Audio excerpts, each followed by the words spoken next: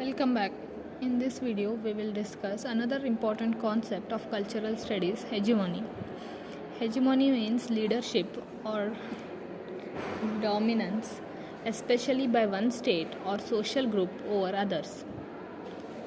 Example, Germany was united under Prussian hegemony after 1871.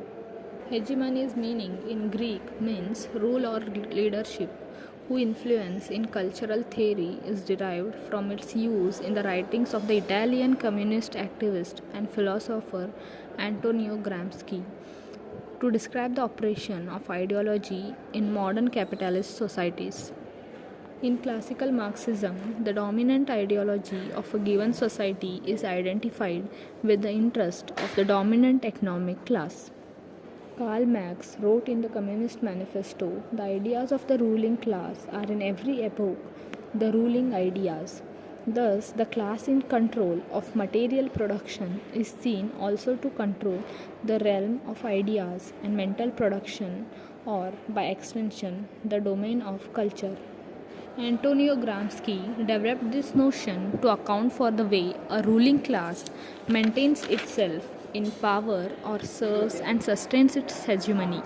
It does this not simply through a direct expression of its economic authority, but by actively exercising its intellectual, moral, and ideological influence in the realm of real civil society.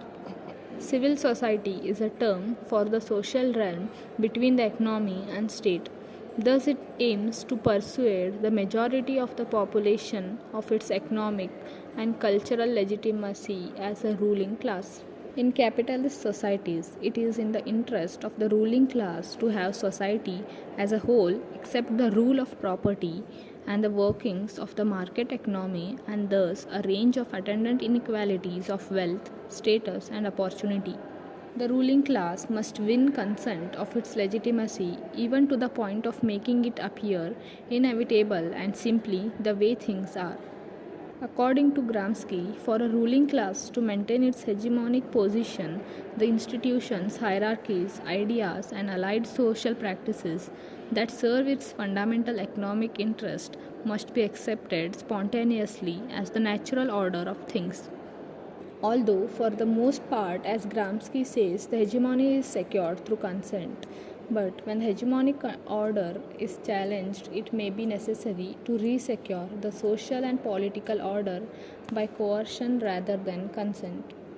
This calls for the exercise of the rule of law or an explicit show of force.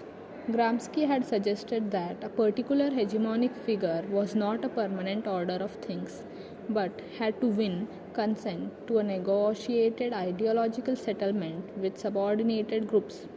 The idea of hegemony has directed the attention of a generation or more of academics and students to the way in which conventional and alternative or dissident meanings can coexist in the popular press, soap operas, a pop song, football chant, style of clothing or dance, or a whole other range of social forms and behaviors. With this video, I hope that you have got some idea about hegemony. Thank you for watching.